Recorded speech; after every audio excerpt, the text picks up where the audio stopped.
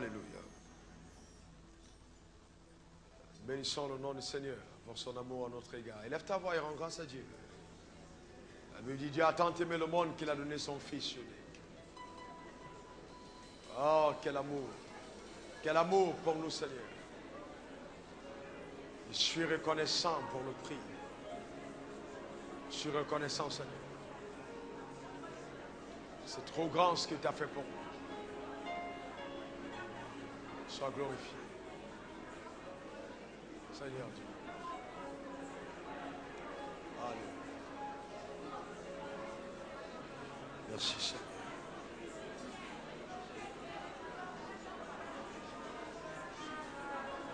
Merci, Seigneur Jésus.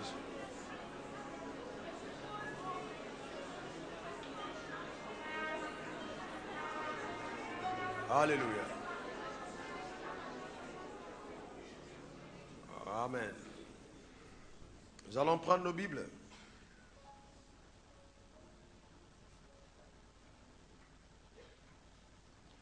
Nous allons lire à partir du verset 17 jusqu'au verset 30. Jean 19, verset 17 au verset 30.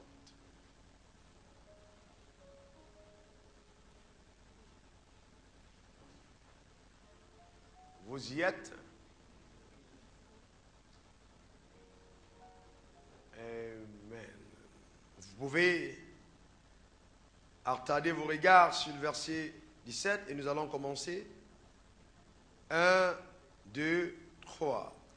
Jésus, portant sa croix, arriva au lieu du crâne qui se nomme en hébreu Golgotha. C'est là qu'il fut crucifié et deux autres avec lui, un de chaque côté et Jésus au milieu.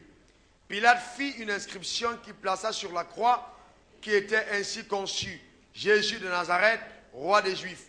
Beaucoup de Juifs lurent cette inscription parce que le lieu où Jésus fut crucifié était près de la ville.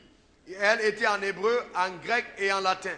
Les principaux sacrificateurs des Juifs dirent à Pilate: n'écris pas roi des Juifs, mais écris, il a dit, je suis roi des Juifs. Pilate répondit: ce que j'ai écrit, je l'ai écrit. Les soldats, après avoir crucifié Jésus, prirent ses vêtements et en firent 4 parts, une part pour chaque soldat. Ils prirent aussi sa tunique qui était sans couture, d'un seul tissu depuis le haut jusqu'en bas. Il dit entre eux: ne la déchirons pas, mais tirons au sort à qui elle sera. Cela arriva afin que s'accomplisse cette parole de l'Écriture. Ils se sont partagés mes vêtements, ils ont tiré au sort ma tunique. Voilà ce que firent les soldats. Près de la croix de Jésus se tenaient sa mère et la sœur de sa mère, Marie, femme de Clopas, et Marie de Magdala.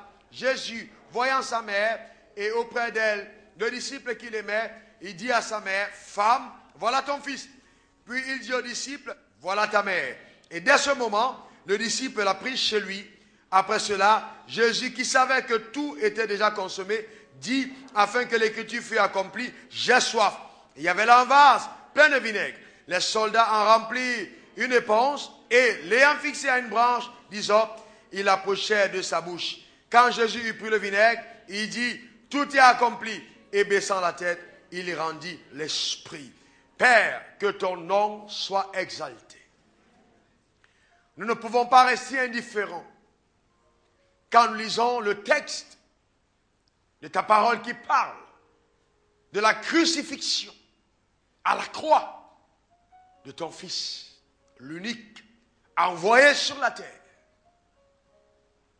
mort en sacrifice, comme un vulgaire brigand au milieu du peuple. Cependant, de tout mon cœur, Seigneur, je prie que ceux qui m'écoutent ce jour puissent avoir une profonde révélation, une compréhension illuminée de ta parole, afin que par elle, nous ayons accès au couloir de la délivrance, au salut, à la restauration, à l'abondance et à toutes sortes de bénédictions. pour que ton nom soit glorifié.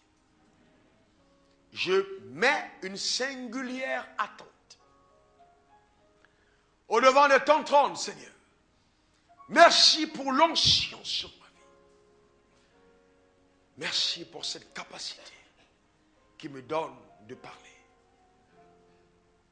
de toi, avec toi, au nom suprême de Jésus. Et que quelqu'un dise Amen 3 fois. Amen, Amen, Amen. Tu peux t'asseoir dans sa merveilleuse présence. Amen. Salue le voisin de gauche et dis-lui bienvenue dans la maison de la gloire. Alléluia. Amen. Dis à celui qui est à ta droite, tu ne peux pas visiter un endroit pareil et rester la même personne. Ça c'est clair. Alléluia. Amen. Alors ce matin, j'introduis simplement une série qu'on aura ensemble.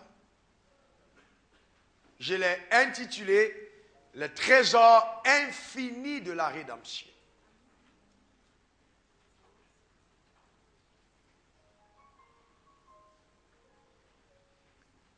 Je dois vous dire que personnellement, je pense très profondément que l'une des raisons majeures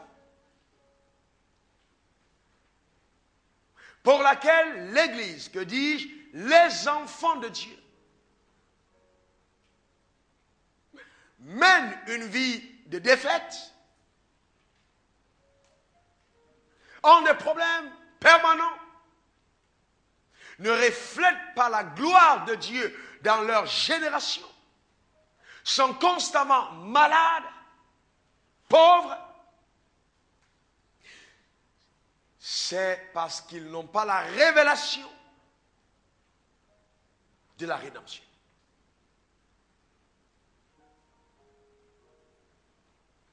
Je rends grâce à Dieu parce que le don le plus précieux que Dieu m'a accordé dès ma conversion était d'ouvrir mes yeux sur la réalité de la rédemption. Vous ne pouvez pas comprendre la rédemption et avoir une vie qui n'a pas d'influence. C'est impossible. Toutes les personnes qui ont accès à la révélation sur la rédemption deviennent des personnes d'influence dans leur génération. C'est clair.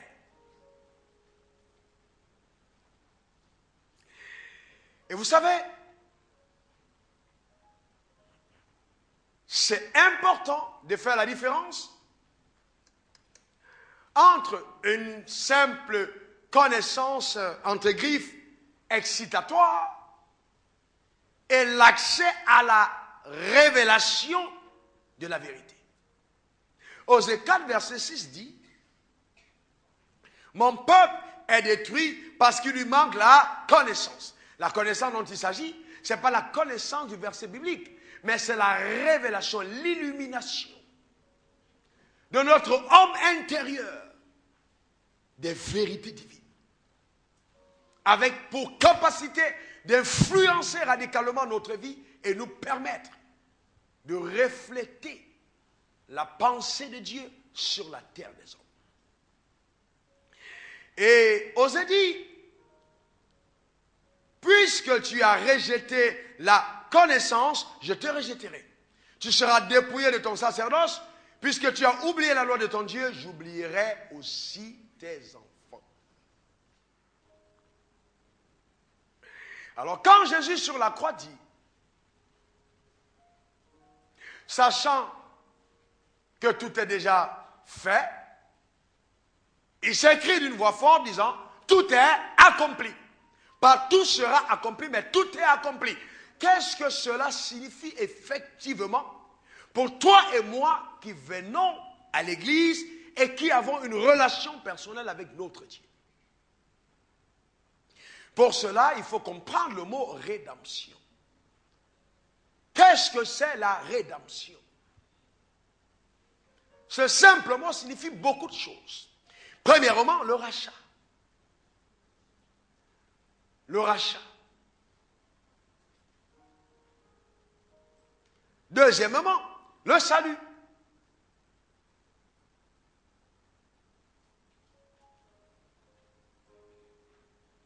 Ensuite, la délivrance. La délivrance.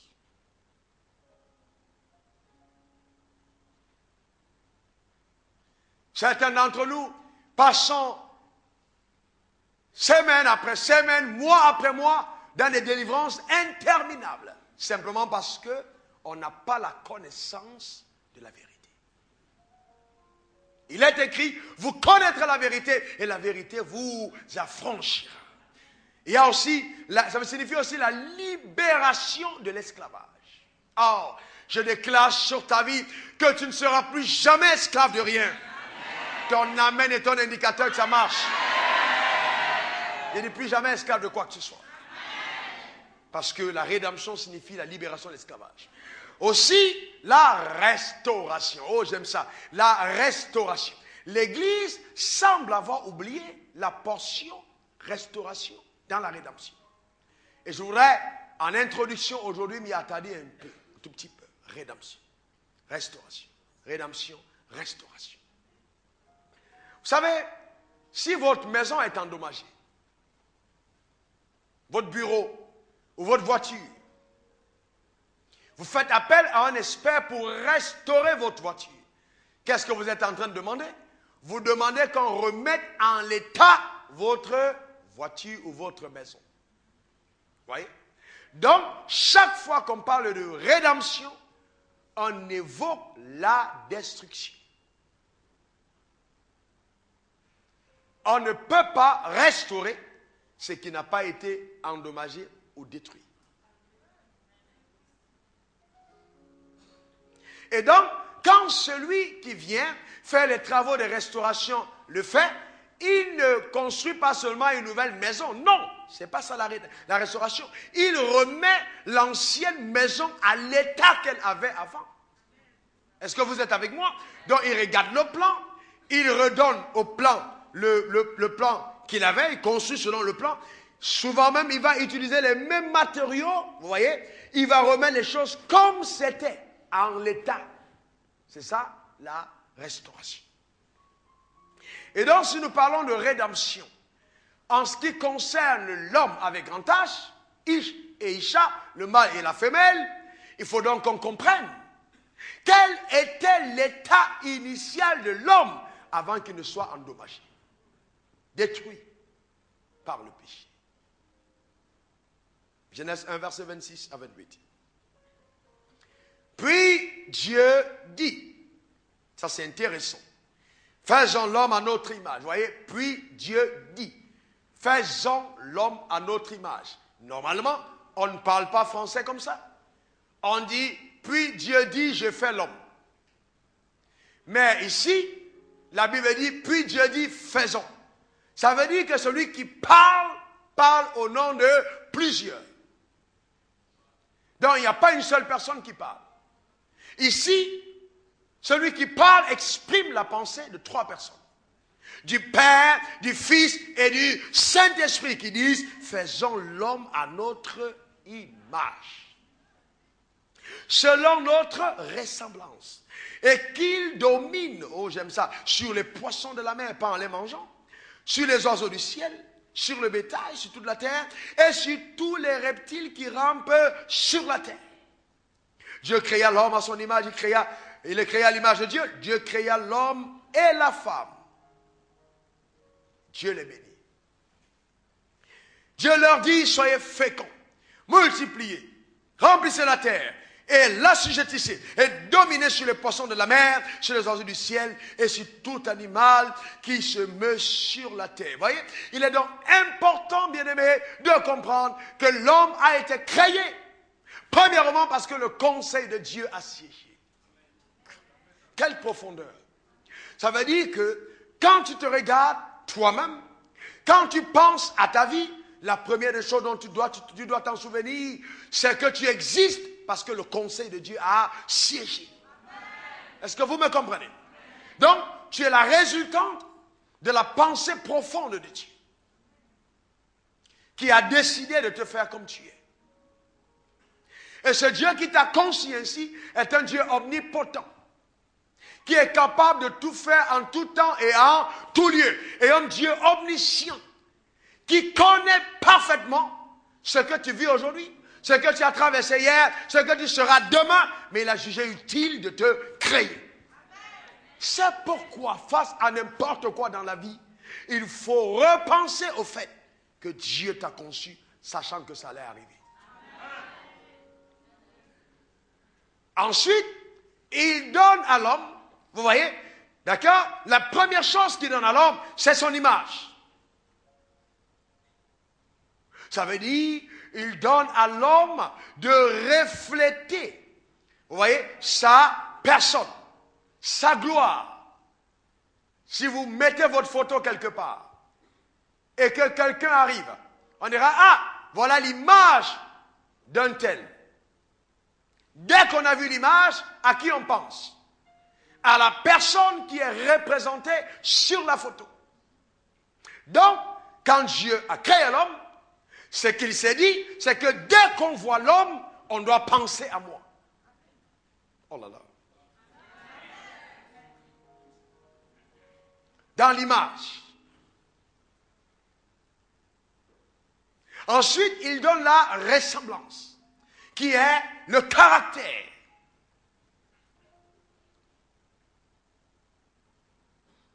De telle enseigne que chaque action de l'homme, avec grand H, puisse refléter la puissance de Dieu. Le caractère, la ressemblance.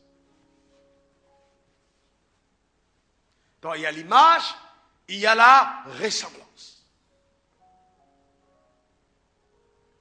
Et quand David s'écrit, le psaume 139, verset 14, « Je te loue de ce que je suis une créature si merveilleuse. » Ça va au-delà de ce que ses yeux peuvent voir.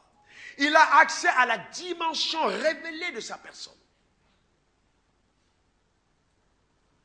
Il dit, tes œuvres sont admirables. Quand on parle de créature merveilleuse, premièrement, ton apparence quand on te regarde, quand on te voit, on dit, waouh, quelle merveille Dieu a été capable de faire. Bien aimé, si ton voisin, ta voisine, ton mari, ta femme ne dit pas waouh, tu peux dire toi-même waouh sur toi-même. Est-ce que vous me comprenez? Il ne faut pas attendre qu'on te complimente parce que David lui-même, il dit, mon âme le reconnaît. Ce n'est pas l'âme du voisin. Le vrai problème de certains d'entre nous, c'est qu'on attend les compliments de l'extérieur. Le vrai compliment commence de l'intérieur. Quand ton âme reconnaît qui tu es. Certains ont besoin d'être guéris du complexe d'infériorité. J'ai vu des gens qui sont mal à l'aise quand ils sont assis avec les rois. Ils sont assis avec les riches. Ils commencent à critiquer les riches. Non, les riches pensent que... Votre manière de parler peut être l'expression de votre complexe. Quand tu sais qui tu es, tu n'es dérangé par personne.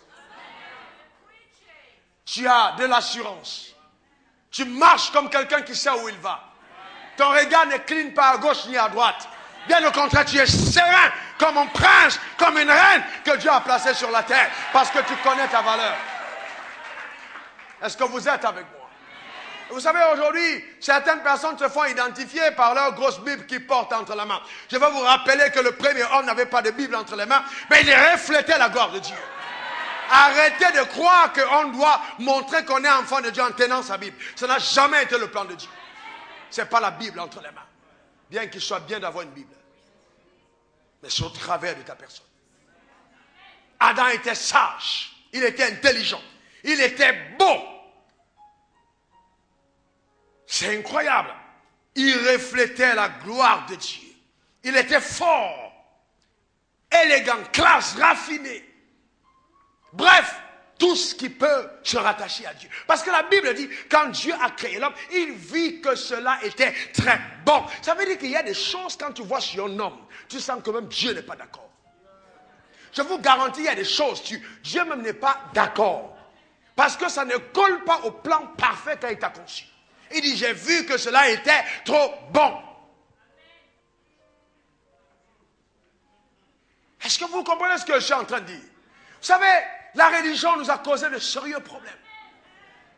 Parce que la religion nous a enseigné que Jésus est venu parce qu'il veut nous amener au ciel. Non! Dieu n'a jamais eu envie de te laisser au ciel. Ça n'a jamais été sa pensée.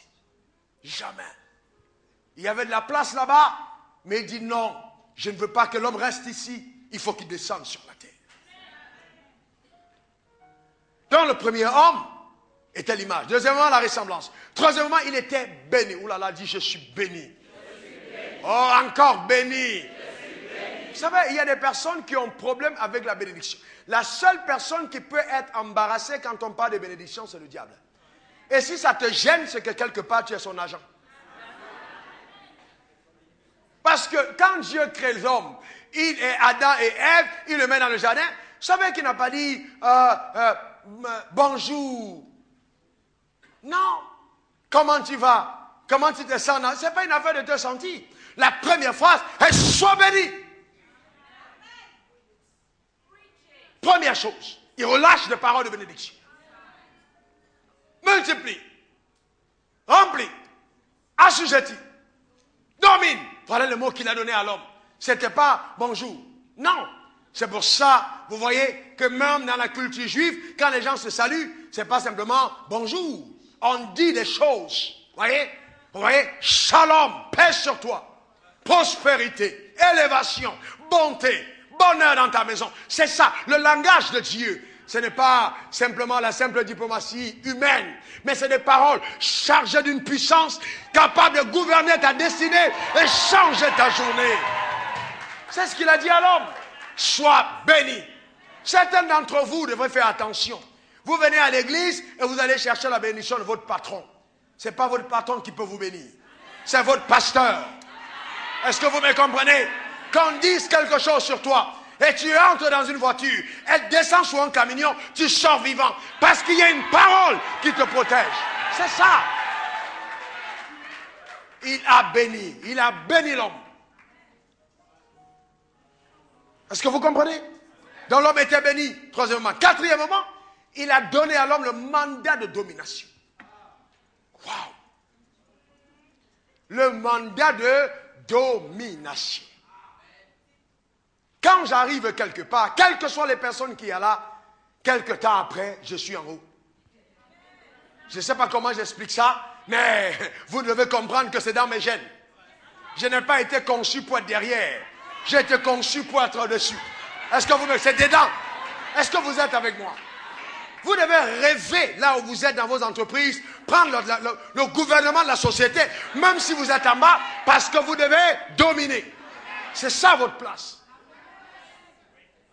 Non, il est trop orgueilleux, elle est trop orgueilleuse, elle est toujours en train de penser que c'est elle qui doit être en haut. Pourquoi est-ce que tu veux que quelqu'un pense qu'il doit être en bas alors qu'il a été béni par le ciel? Vous voyez comment est-ce que la religion vous cause des problèmes? On dit non, ma soeur, hein, il faut quand même, hein, on est dans cette histoire depuis. Ce n'est pas une affaire de longtemps. Ça n'a rien à voir. J'ai vu des gens qui étaient dedans, ils sont morts et ils n'ont rien vu. Est-ce que vous êtes avec moi? Ce n'est pas une affaire de longtemps. C'est une question de révélation. Dis révélation. Et action, dis action. Cinquième chose qu'il a donnée à l'homme, il lui a donné le droit légal de jouissance des biens de la terre. Ça, c'est incroyable. Droit légal de jouissance. Tu pourras manger des fruits de tous les arbres du jardin. Oh là! Wow! Manger de tous les fruits de l'arbre du jardin. Le seul qu'on a refusé, c'est l'arbre de la connaissance du bien et du mal. Mais tout, tu manges. Bien aimé. Sauf les moments de jeûne. Il faut jouir de la vie. Il y a un droit de jouissance. On est devenu tellement scotché qu'il y a des enfants de Dieu qui ne connaissent que l'église. Même pas un restaurant, même pas la plage. Leur village est Abidjan. Tu vas dire à Dieu, tu étais où? Sur la terre? Il va te dire, c'est pas seulement la Côte d'Ivoire. Tu connais où d'autre? Oh, laisse-moi enseigner la parole de Dieu. Est-ce que vous comprenez? C'est pour ça qu'il n'y a pas une ambassade qui peut me refuser le visa. C'est pas possible. Parce qu'on m'a donné le droit de jouissance de la terre. Come on, tu ne comprends pas de quoi je parle. Laissez-moi continuer. Je suis en train d'enseigner. Vous voyez, le droit légal de jouissance. Des choses de la terre, c'est ton droit. Vous allez à l'ambassade, vous commencez à faire le rang à 5 h du matin, comme si vous passiez un examen. Parce que vous allez là comme des sauterelles et non comme des princes qui vont poser leur passeport pour dire, mettez-moi le visa dedans. Je déclare sur ta vie qu'aucun visa ne te sera refusé. C'est ta place.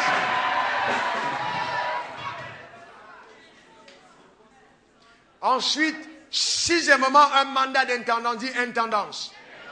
Encore intendance. Je le place dans le jardin afin qu'il le cultive et qu'il le garde. Donc c'était toi l'intendant de la terre. Garder la terre. Et enfin, la vie éternelle. Waouh! Genèse 2, verset 7 dit, Dieu souffla en lui un souffle de vie. Pas de mort, de vie. Lève ta main droite et dis, j'ai la vie éternelle. La vie de Dieu est en moi. Et elle me rend capable de faire des exploits dans ma génération. Vous voyez donc, l'homme a reçu la vie éternelle. Et vous allez vous rendre compte que quand l'homme a péché, puisque la Bible dit, le jour où tu mangeras, tu mourras, est-ce qu'il est mort le même jour? Oui, spirituellement. Mais est-ce qu'il est physiquement mort le même jour? Il a fallu 930 ans pour que le corps soit détruit. Ça veut dire que même la parole de Dieu pour détruire cette vie a pris 930 ans. Vous imaginez la puissance de la vie qu'il y avait en Adam. 930 ans pour que la parole de Dieu terrasse le corps. Il a vécu 930 ans sur la terre des hommes. Vous voyez, et vous imaginez que quelqu'un par un petit mal de tête commence à penser au cimetière. 930 ans. Dis à ton voisin, je prophétise la longévité sur ta vie. Tu vivras longtemps.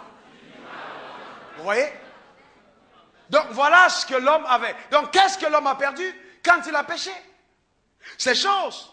La Bible dit Romains 3 verset 23, car tous ont péché et sont privés de la gloire de Dieu. Donc s'il n'y avait pas eu le péché, on serait tous dans la gloire. Est-ce que vous avez? Et vous comprenez donc que la gloire, c'est pas Rokoto Ribi, Aranda Oto. Non, non. Ça, c'est pas la gloire. C'est pas la gloire. Non. C'est pas la gloire. La gloire, c'est toute autre chose passant. Donc, qu'est-ce que l'homme a perdu? Premièrement, sa protection. Quand il a péché, la Bible dit, dans Genèse 3, verset 10, quand Dieu lui a posé la question, où es-tu? Il dit, j'ai entendu ta voix, j'ai eu peur. Pourquoi? Parce qu'il n'était plus protégé. Il a perdu sa protection. Et depuis lors, les hommes cherchent des protections dans les gris-gris et partout. J'espère qu'il n'y a personne qui m'écoute avec un fétiche. D'ailleurs, dans cet endroit, toute la puissance des fétiches est neutralisée. Au nom puissant de Jésus. Tu n'as pas besoin de fétiche, tu as besoin de Jésus, de sa protection dans ta vie. Le fétiche ne va rien faire. D'accord, vous me comprenez? Vous, enfants de Dieu, vous marchez dans la rue. Je vois des gens, vous avez vos voitures, j'ai le canari, tu dis non, il faut que je contourne. Marche, passe dessus. Aucun canari, si on a mis un mouton devant ta porte et que tu n'as pas à manger, égorge-le et prépare. Il n'y a aucune puissance qui va t'atteindre. Aucune. Est-ce que vous me comprenez? Non, non, non, vous devez savoir qui vous êtes. Vous n'êtes pas intimidable par les choses du diable. L'homme a perdu sa protection. Mais toi, tu as la protection de Dieu. Elle est sur ta vie. Amen. Aucun malheur ne t'atteindra. Aucun fléau ne s'approchera de ta tente. Parce que Dieu te protège. Arrêtez-moi ces histoires où vous êtes en train de faire les éloges des démons tout le temps. Est-ce que vous me comprenez? Un enfant de Dieu. Vous imaginez ça? Alors que la Bible dit, l'ange de l'Éternel monte la garde autour de ceux qui le craignent et les arrache de tout danger. Comment est-ce qu'un démon, constamment tous les soirs, il est dans ta chambre? Il cherche quoi? D'ailleurs, ça dépend, tu es où effectivement?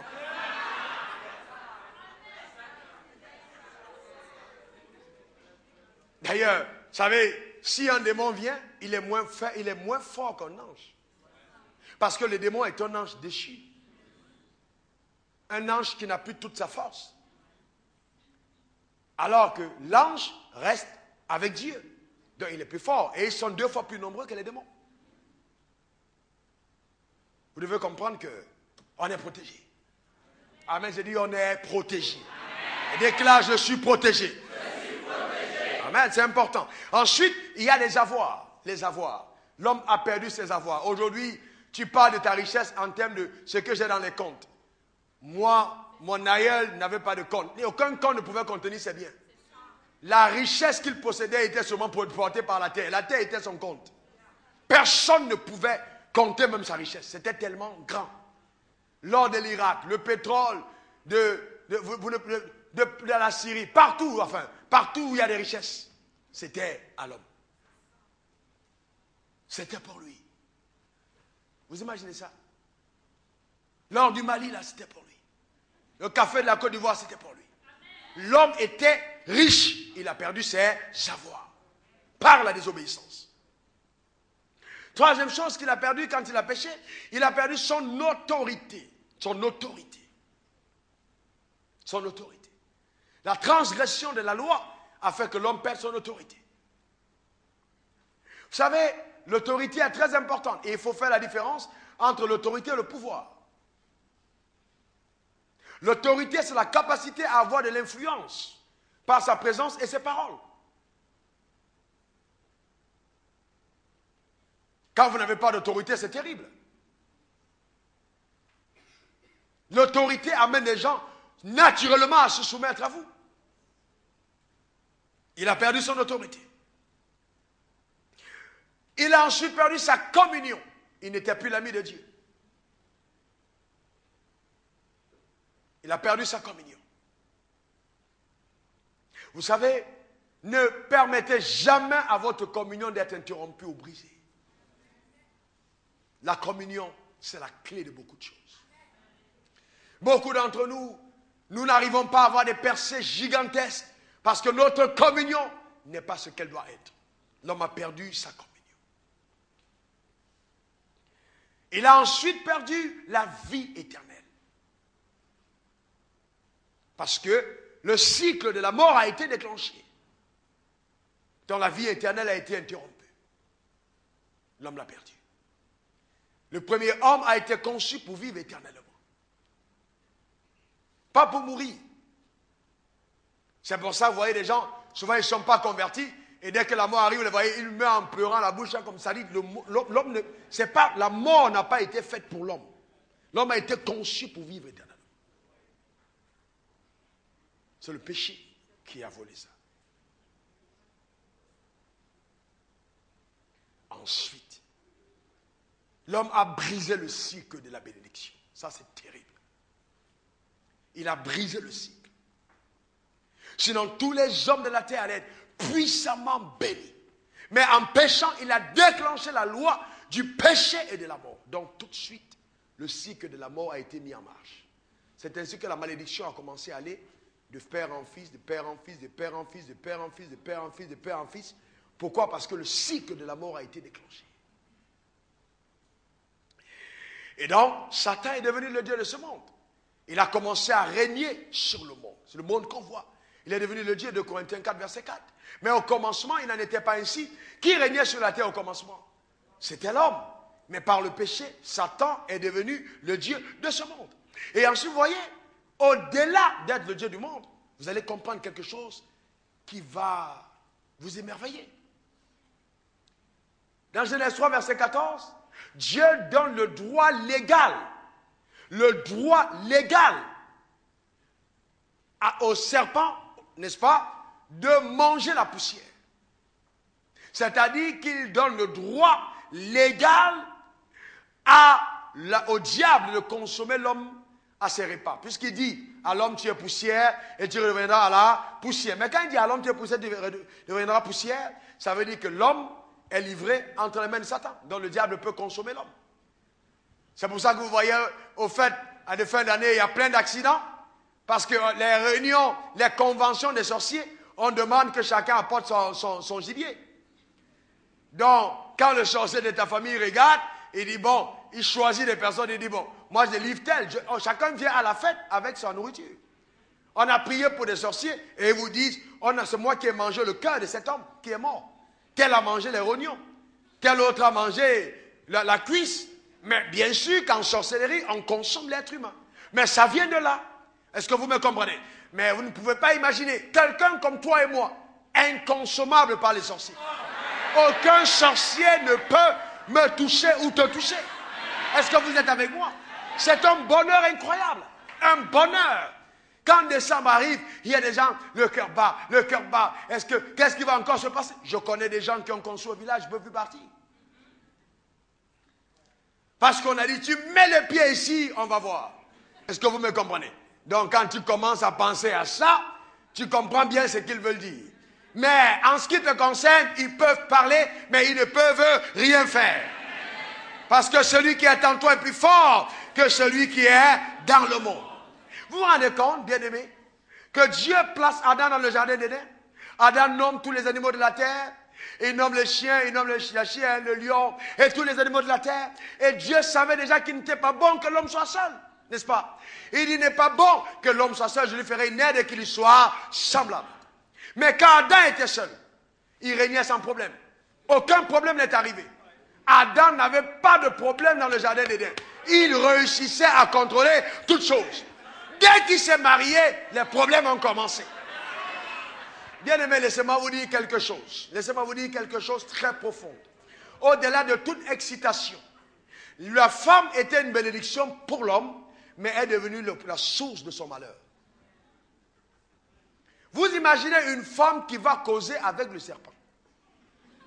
C'est-à-dire, les femmes sont quand même causerie avec le serpent dans son coin et parle.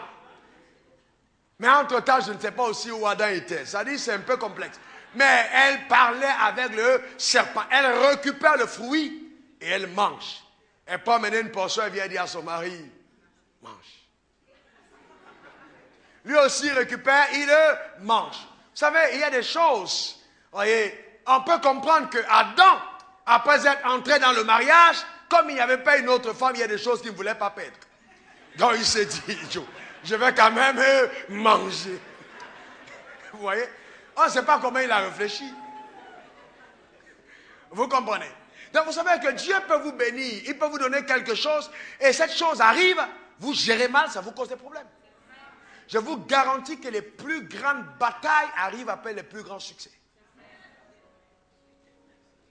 Généralement, c'est quand le succès arrive, l'élévation arrive, qu'on a tendance à perdre la vigilance. Combien d'entre nous étaient sérieux, engagés devant le Seigneur, mais le jour où il a commencé à nous arroser, c'est là où on a commencé à ralentir notre marche avec le Seigneur. Pourquoi? Parce que la bénédiction, quand elle est mal reçue et mal gérée, peut être la source de notre malédiction, de notre déchéance. Il faut faire très attention. Donc, Adam pêche par sa femme. Et donc, vous savez ce qui est vraiment profond quand vous lisez la Bible, c'est que vous réalisez qu'en aucun moment, contrairement à ce qu'on prêche, Dieu n'a jugé les hommes comme étant responsables du péché. En aucun moment. Dieu n'a jamais imputé aux hommes leur péché. Jamais. Il a tenu une seule personne pour coupable. Et la religion dit, oh oui, Dieu est fâché avec toi parce que tu as péché. Non, Dieu n'a jamais été fâché contre les hommes parce que les hommes ont péché. Il a été fâché contre Adam. Parce qu'à ses yeux, le coupable était Adam. J'aime votre silence. Ça veut dire que vous êtes en train de réfléchir. Romains 5, verset 12 dit, c'est pourquoi, comme par un seul homme, le péché est entré dans le monde. Le péché est entré par combien d'hommes? Par combien d'hommes? Par combien d'hommes? Nous avons beaucoup de magistrats dans la salle. Ils vous diront donc que quand ils rendent un jugement, ils tiennent compte de beaucoup de paramètres. Si vous habitez une maison et qu'à l'intérieur de cette maison, il y a quelqu'un qui est allé commettre un crime, il rentre dans la maison et son crime a une influence dans la maison, quand le jugement est rendu, ils vont chercher le coupable. D'accord? Et si vous êtes avec lui, et que maintenant, vous étiez complice de son action, à partir de ce moment, vous pouvez être jugé coupable par association à un malfaiteur. Mais, dans notre cas, nous n'étions pas là. Est-ce que vous me comprenez? Nous n'étions pas là. Quand Adam a eu ses problèmes. Est-ce que vous comprenez? Et c'est pour ça que Dieu dit, si par l'offense d'un seul, la mort a régné par lui seul. Oh là là là là. Ça veut dire que la mort qui a régné dans nos membres avant ne régnait pas par nous, mais régnait par Adam. Ça change tout. Ça change tout. Ça veut dire que Dieu, quand il te regarde, il ne t'a jamais regardé comme un coupable, mais comme une victime.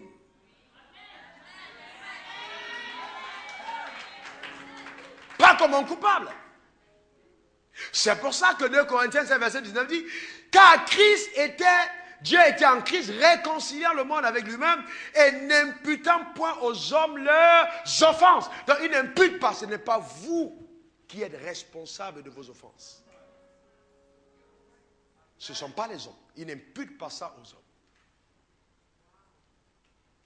Mais à qui? À Adam. Écoutez-moi bien, si chacun d'entre nous avait été coupable, il aurait fallu un Jésus pour chaque personne. Pour que la substitution soit valable. Donc, Jésus est mort à la croix, mort pour, n'est-ce pas, l'échange entre Adam, la faute d'Adam, n'est-ce pas, afin que nous soyons rachetés. Pourquoi? Parce que si le péché est entré par un seul, par la mort d'un seul autre homme, plusieurs seront aussi rendus justes pour qu'il y ait une parallèle de vérité, n'est-ce pas, qui puisse s'accomplir. C'est ce qui s'est passé. Alors, la religion nous dit oui, oh Dieu est fâché, oh non, tu as fait ci. Mais dites-moi, vous pouvez vous fâcher contre votre manguier parce qu'il produit la papaye? C'est un peu ce qu'on veut dire. Tu peux être fâché contre l'avocatier parce qu'il te donne les prunes? Non. Si nous sommes nés dans le péché, conçus dans le péché, l'évidence, c'est que nous produisons les fruits du péché. Vous n'allez pas demander à un pécheur d'agir selon la justice de Dieu. Il n'en peut pas. Ce n'est pas possible. Donc Dieu n'est pas si injuste pour commencer à torturer quelqu'un qui n'est pas l'auteur des problèmes qu'il vit. Je pourrais bien demander à Dieu, mais pourquoi tu fais tout ça? Est-ce que moi, j'ai péché? C'est pas Adam, c'est pas moi. Est-ce que vous comprenez? Et Dieu est juste. Mais nous avons subi le péché d'Adam.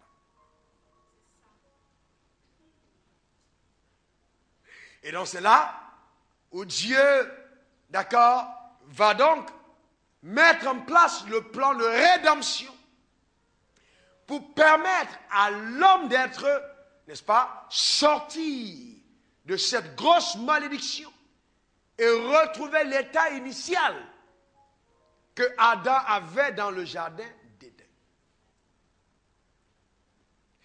Et Dieu a toujours montré un intérêt singulier pour l'homme. Quand l'homme a péché, il demande, Dieu pose la question à Adam, n'est-ce pas? Il dit, Adam, où es-tu? Est-ce que Dieu ne savait pas où Adam était? Vous regardez un peu un couple. L'homme et la femme, il y a un problème. À un certain moment, l'un des deux qui veut reconquérir l'autre parce qu'il est un peu embêté du froid qu'il y a dans la relation, souvent il ne touche pas le problème. Il passe à côté. Dis-moi chérie, est-ce que je peux, par exemple, repasser ta chemise? Tu es en train de sortir je peux repasser ta chemise? La chemise est déjà repassée. La personne cherche un dialogue. La personne cherche un moyen de ramener le problème sur la table afin que la relation se rétablisse. Donc c'est exactement ce que Dieu fait avec Adam. Il dit, où es-tu? Afin qu'Adam réalise, premièrement, ce dans quoi il est entré. Lui donnant la possibilité d'évoquer le fait qu'il puisse être racheté. Parce que Dieu n'allait pas violer sa propre volonté. Et il dit, j'ai eu peur, je me suis caché. Et Dieu dit, c'est une très bonne chose. Tu as eu peur. Ça veut dire que tu n'as pas violé mon autorité, mais tu reconnais que tu as péché contre ma sainteté. Ça, c'est bien. Et deuxième question, qui t'a appris que tu es nu? Troisième question, as-tu mangé du fruit de l'arbre que j'ai interdit de manger? Combien de questions il pose à l'homme? 3. Et qu'est-ce que l'homme dit? C'est la femme. Et il dit, c'est la femme. Le jour du mariage, il était tout heureux. Maintenant, il dit à Dieu, c'est la femme que tu m'as donnée. Alors que l'homme, Dieu n'a même pas donné. Il a mis devant et puis l'homme a bondi dessus. Il dit, la femme que tu m'as donnée. C'est pour ça que, pasteur, soyez intelligent. Ne donnez pas de femmes aux gens. Parce que Dieu même n'a pas donné de femmes aux gens. Ah non, non, non. Non, celle-là, elle est réservée pour les diacres et les anciens. C'est quelle histoire, ça? Et il y a des choses qui se passent dans nos églises, ils n'arrivent pas à comprendre. Dieu même n'a pas donné la femme à Adam. Il l'a placée devant. Elles sont toutes placées là devant. Il faut aller. Il ne faut pas attendre que le pasteur vienne dire, choisis. Elles sont placées devant toi. Amen. C'est pour ça que si tu es un pasteur célibataire, tu veux te marier, ne t'assieds pas devant. Parce que tu ne vas pas la voir, assieds-toi derrière. Comme ça, elle est placée devant toi. Tu pourras regarder. Juste devant. Et ensuite, il pose la question à Ève. Il dit à Ève, pourquoi tu as fait cela? À Ève, il pose une seule question. Et au serpent, il ne pose pas de questions. Il dit, puisque tu as fait cela, vous voyez, vous comprenez que Dieu ne place pas l'homme et le serpent à la même place. Avec l'homme, il s'attarde 3 questions. La femme, une seule. Au serpent, aucune question. On doit apprendre au travers de ça la gestion de la crise quand on est leader. Le sens de gérer les choses. On s'attarde avec la personne qui est à la tête. C'est lui qui doit répondre le plus. Ceux qui sont en bas n'ont pas beaucoup de compte à rendre. Et au serpent, aucune question. Une sanction immédiate. Pourquoi? Parce que Dieu était en train de montrer au diable que, écoute, moi je me tiens pour l'homme, même si l'homme est dans la déchéance. C'est pour ça qu'il dit au serpent, la semence de la femme écrasera ta tête, mais toi tu lui mordras les talons. Qu'est-ce qu'il annonce? Il annonce à l'homme que je me tiens, au serpent que je me tiens pour l'homme et la femme. Je suis de leur côté. C'était une prophétie. Si Dieu a prophétisé à ton égard, avant même que tu ne naisses en parlant à ton ennemi, est-ce que cet ennemi peut vraiment t'influencer? Puisqu'on lui a déjà dit même avant que tu ne viennes, que la sémence de la femme écrasera ta tête. On a parlé à ton ennemi, le diable est informé. C'est pour ça que souvent quand vous priez, ne priez pas comme des religieux. Dites à Satan, est-ce que tu te rappelles que dans le jardin d'Éden, Dieu t'avait parlé de moi? Il a été clairement dit que je vais écraser ta tête. Même si tu me mords les talons, je marcherai sur toi. En aucun moment tu n'auras la première place. Je vais toujours t'écraser sous mes pieds. Satan, tu es sous mes pieds. La sorcellerie, sous mes pieds. Les malédictions, sous mes pieds. C'est ça un enfant de Dieu. Qui sait parler le langage de son père. Oui. Et donc, c'est ça. La sémence de la femme écrasera la tête. Non, mais pourquoi Jésus est venu? Beaucoup disent, oh, il est venu nous amener au ciel. Ce serait trop mauvais. Le diable serait trop content. Si Dieu vient te prendre, il t'amène au ciel. La mission de l'homme n'aurait pas été accomplie. Tu n'as pas été conçu pour le ciel. Tu as été conçu pour la terre. Donc Jésus n'est pas venu te chercher pour t'amener au ciel. Il est mort sur la croix pour restaurer ta position sur la terre. Ce n'est pas autre chose. Ce n'est pas autre chose. J'ai bien dit restaurer. C'est-à-dire que quand on te regarde, on doit voir Adam. Je vais vous dire une chose. Certains d'entre vous, c'est pour ça que vous avez des problèmes. Vous vivez comme des hommes. Je n'en suis plus un. Je suis un Dieu. Parce que la Bible dit à ceux qui l'ont reçu, à ceux qui ont cru en son nom, cette parole lui a donné le pouvoir de devenir enfant de Dieu. Vous n'allez jamais appeler l'enfant du lion un chiot. Ni le chaton, n'est-ce pas, une souris. Pourquoi voulez-vous appeler l'enfant de Dieu un homme? Je ne suis pas un homme. Je dis, je ne suis pas un homme. Je ne suis pas un homme. La Bible dit, vous êtes des dieux, Somme 82, et vous mourrez comme des hommes. C'est ça le problème. Certains d'entre nous, on meurt comme les hommes. Quand je toussais 15 000, je prêchais en 1998, 99 et 2000, et je disais aux gens, si je meurs pauvre, ne m'enterrez pas. Écoutez mes messages. Je n'avais pas d'argent. Mais j'ai dit, si un jour je suis mort, on met mon cadavre, laissez-le là. Ce n'est pas encore ma fin. Ce que j'ai vu dans la Bible, là, ça doit marcher. Il est écrit que je dois régner et je règne. Il n'y a pas autre chose à faire. Je suis en Dieu. Lève ta main droite. Dis, je suis en Dieu. Encore, je suis en Dieu. Je règne comme en Dieu. C'est ça. C'est ce qui est la vérité en titre de conseil.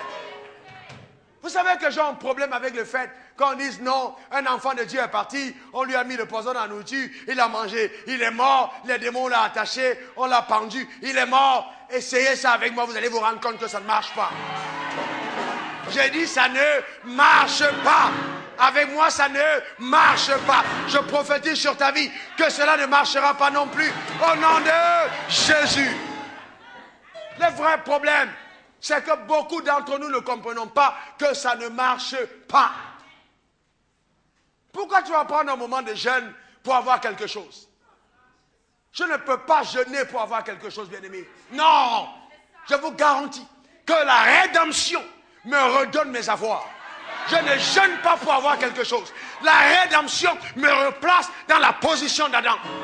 Quand on regarde sur la terre, à partir du ciel, si Dieu s'est vanté de Job dans l'ancienne alliance, s'il a montré à Satan, as-tu vu mon serviteur Job? À plus forte raison, Wafo, Zumga, Raoul, c'est pas possible. Dans la nouvelle alliance, Amen. Quand Dieu te regarde, tu dois refléter sa gloire. Nous sommes trop misérables dans notre manière de penser. La religion nous a obscurcis, voilés, trompés, séduits, égarés. Loin de ce que le ciel a pour nous. Où est donc la manifestation de sa gloire? La Bible dit, comme par l'obéissance d'un seul homme, beaucoup ont été rendus, c'est-à-dire devenus pécheurs. De même par l'obéissance d'un seul, beaucoup seront rendus justes. Bien-aimés, qu'est-ce que c'est la justice? C'est la réparation de tes torts. Si quelqu'un t'a volé et on te rend justice, en le condamnant simplement, sans payer, demander des dommages et intérêts, il y a un problème. La vraie justice demande la restitution. Quand on te remet, c'est qu'on t'a pris. Et généralement, quand la restitution est faite, quand le jugement t'est rendu, il peut même arriver qu'on demande à la personne de remettre plus que ce qu'il a pris. Vous voyez? Donc si Dieu m'a rendu justice, alors je suis heureux. C'est pour ça que Jean-Baptiste disait, voici l'agneau de Dieu qui ôte les péchés du monde. Il a ôté les péchés du monde. Donc par cet acte, j'ai été justifié. Jésus a détruit les œuvres du diable. 1 Jean 3,8. Il a restauré ta royauté. Oh, ça, j'aime ça.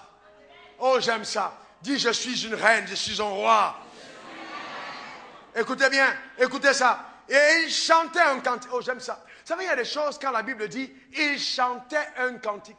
Il ne parlait pas, mais il chantait. Ça veut dire que ça doit être une mélodie qui se fasse entendre encore et encore et encore.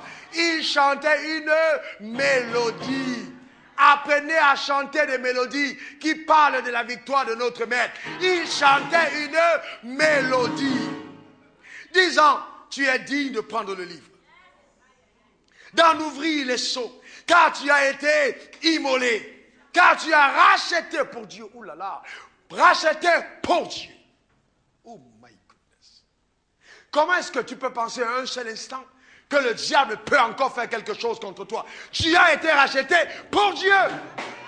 Ça veut dire que tu es une propriété exclusive de ton maître.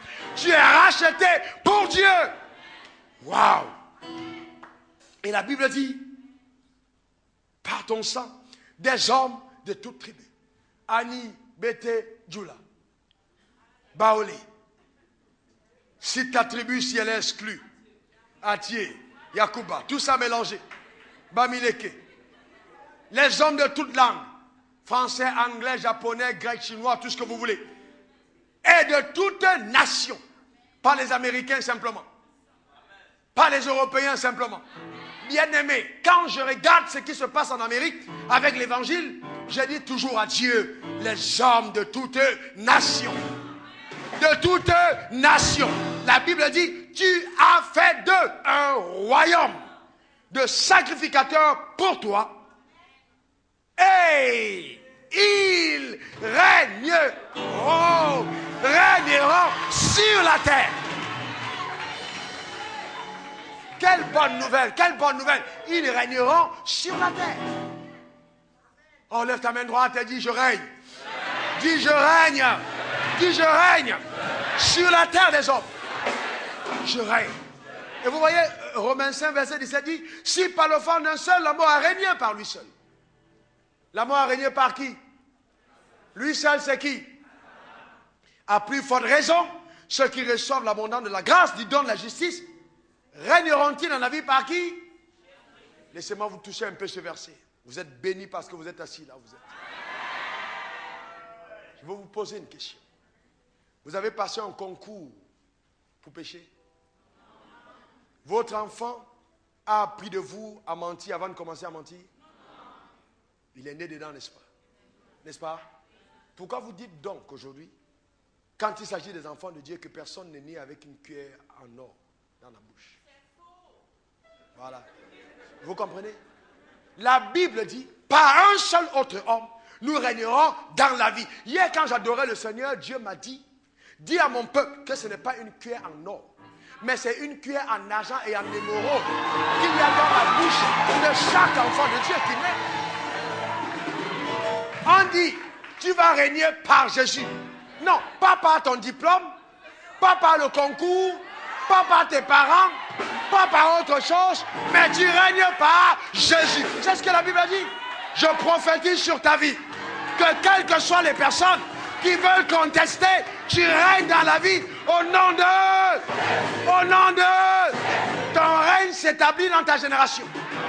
Personne ne peut le contester. Au nom puissant de... Suivez-moi bien, asseyez-vous, suivez-moi bien.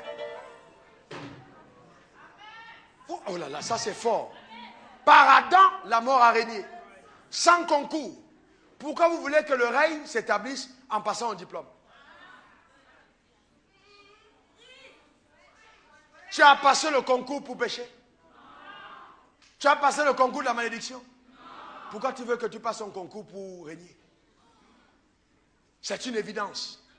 Ça coule dans tes os. C'est dans ton sang. Ça fait partie de tes chromosomes. C'est dans ton ADN. La gloire est rattachée à ta personne. C'est en toi. C'est dedans.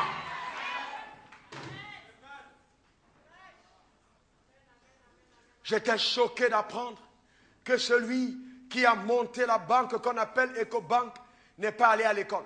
Celui qui a eu l'idée initiale. Il n'est pas allé à l'école. Vous pensez que le règne doit être conditionné par des éléments physiques. Je dis, vous êtes installés dans le mensonge. Levez-vous de cette chaise et mettez-vous sur notre trône qui est à vous par Jésus. C'est par Jésus qu'on règne. Bien-aimé, par Jésus. Vous imaginez ça? Quelqu'un touche 10 millions, il ne prie plus. C'est la malédiction. 10 millions t'empêchent de prier. Tu n'as pas ce que j'ai dans les veines. Tu n'as pas la même grâce sur ta vie. Jésus n'est pas pleinement entré. Est-ce que vous me comprenez? Oh, je déclare que tu règnes dans la vie. Tu règnes dans la vie. Tu règnes dans la vie. Vous voyez? Donc c'est important. C'est important. Bien-aimé, si Jésus a posé ses pieds sur la terre et le monde entier a remarqué qu'il est venu. Bien-aimé, méditez sur ça. Il est venu sur la terre, le monde entier. Le calendrier même a changé. On a commencé à compter à partir de sa venue. Écoute-moi bien. Mais ce n'est plus sur la terre qu'il a posé ses pieds. Il est entré en toi. Comment est-ce que les gens ne doivent pas observer qu'il y a quelque chose que tu portes en toi parce qu'il est entré dans ta vie? C'est pas possible.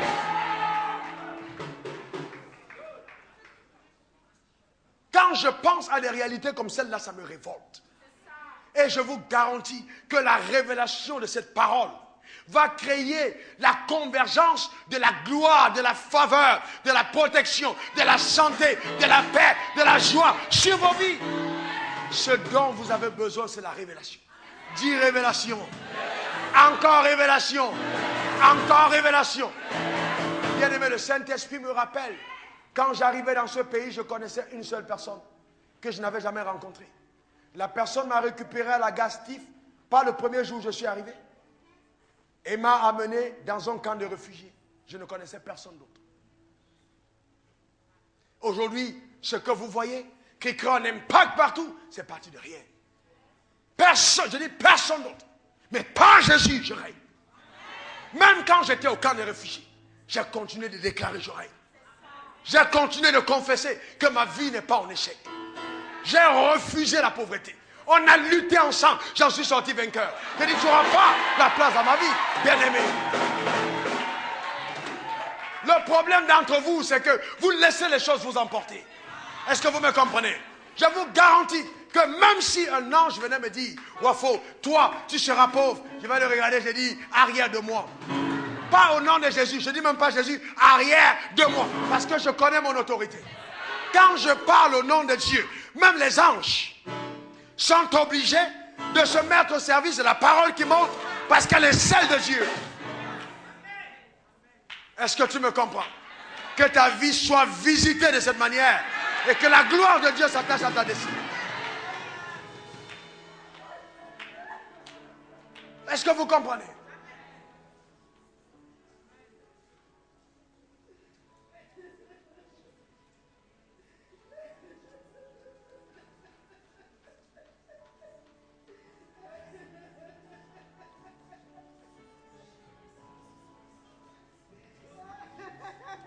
Oh, que le Seigneur restaure ta vie et que sa grâce coule en abondance. En toi, au nom suprême de Jésus. Alléluia.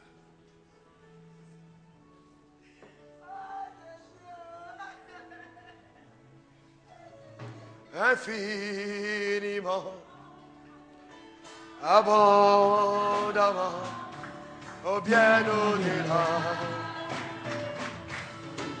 Pour tout ce que tu demandes au travers de la puissance qui agit